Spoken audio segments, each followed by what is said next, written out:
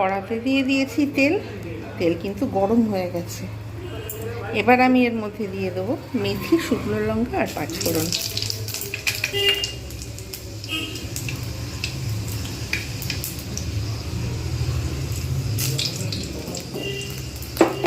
এটা ভাজা হয়ে গেছে ফোড়নটা।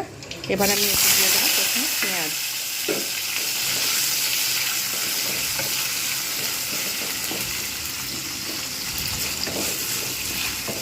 পেঁয়াজটাকে একটু হালকা করে ভেজে নেব।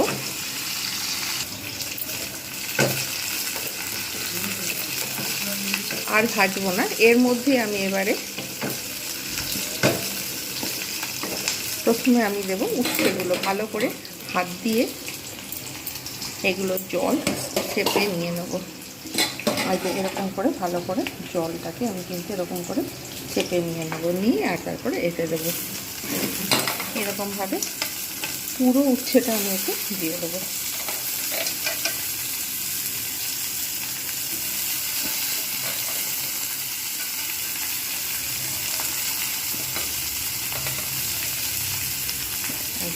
কতটা পরিমাণে জল বেরিয়েছে। এই তেতো জলটা কিন্তু প্রচণ্ড তেতো লাগে, এটা পেরিয়ে গেছে, আর তেতো লাগবে না। এবারে আমি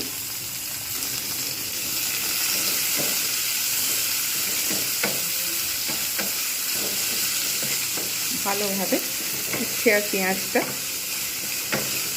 ভালোভাবে এর সঙ্গে মিক্স করে নিলাম। যেহেতু উচ্ছে আলু ভাজা একসঙ্গেই হবে, সেহেতু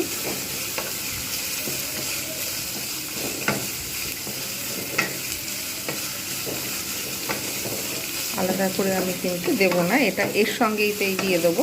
এবার আলুটাকেও সেম একই রকমভাবে আমি কিন্তু আলুটাকেও এর মধ্যে দিয়ে দেবো ভালো করে। এতে যাতে হলুদের লবণের জলটা না থাকে সেটা আমি দিয়ে দেবো।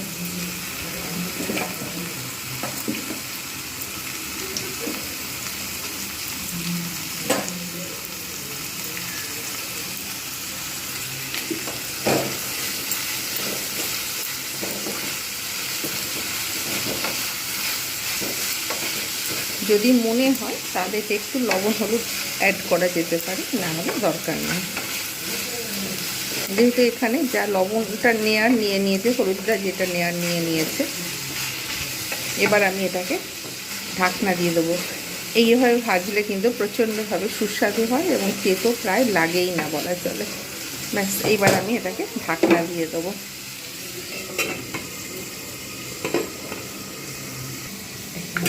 আলু থেকে এত